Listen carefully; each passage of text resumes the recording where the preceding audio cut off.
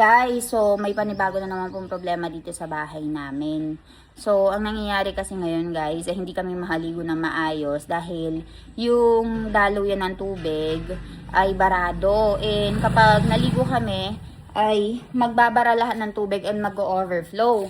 So, papakita ko sa inyo yung ganap dito sa bahay namin, ha? So, as usual, lahat ng mga gamit nito ay kalat-kalat pa rin. Gawa ng ang dami pa nating inaayos, guys.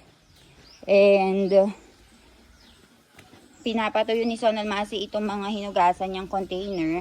So sabi ko itaas mo na yung mga yan, wala nang kwenta yung mga yan, hindi na natin lalagyan ng mga gamit-gamit. Hinuhugasan na ni Sonal Masi itong mga containers na to, guys. Dahil sa Indian culture kasi, no mga kapanahunan pa ng Grandma ni Milan or ni Saitaba, talagang nag-aano sila ng mga containers dahil marami silang mga snacks, marami silang mga mamra, puwa na nilalagay.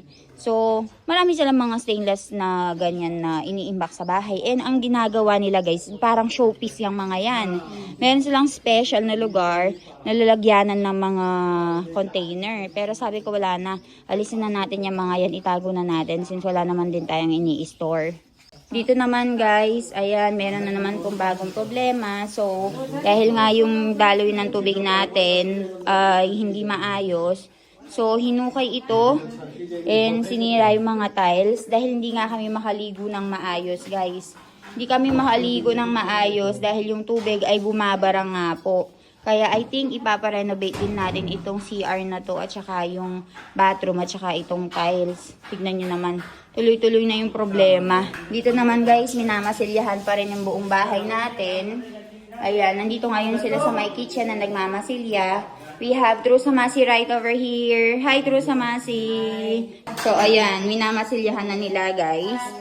So nandito na sila sa may bandang kitchen. And itong ating second room. Ito yung tinatawag namin second room. And alam nyo ba yung mga Indiano, yung second room na ito ay specifically para sa mga ladies na tatambay sa bahay mo para may maupuan. Kasi sa first room guys, yung mga uupo dito, yung mga kalalakihan. So kapag may dumating na bisita, may babae at lalaki, yung mga babae sa first room sila lahat uupo. Tapos yung mga babae dito sa second room uupo. Kaya usually naglalagay sila ng bed in between. So, ganun yung sistema dito, guys. Bed in between siya. Tapos dito yung mga cabinet. Actually, hindi lang sa bahay namin napansin ko yun. Dahil sa ibang bahay din, ganun din yung setup. So, talagang kultura nila, guys. And may nagsasabi sa inyo, no, ipa-cove light ko nga ito. Ay, naku po, hindi pwedeng ipa-cove light yan, guys. At saka, dadami yung gastos namin and luma na itong bahay. So, papakulayan ko na lang yan. Hindi namin papakisame din kasi malamig dito sa bahay namin. Kapag summer din, gawa ng kahoy yan. Dito naman sa likuran, guys, ayan po. Sa harapan ng bahay namin. Lahat ng mga gamit namin tinakpan. Yung sofa, dahil yung pang mixer nila ng, ayan, yung pang masilya nila, dito nakatambak. So, we are estimating at least 2 weeks pa bago matapos lahat-lahat. So, ayan, papakita ko sa inyo. Ay, nakikita nyo ba? So, pininturahan na nila ng primer yung una at saka yung pangalawa, yung first and second. Ito yung first floor, second floor, third floor natin. So, ayan, tingnan nyo. Dumi-dumi pa ng bahay.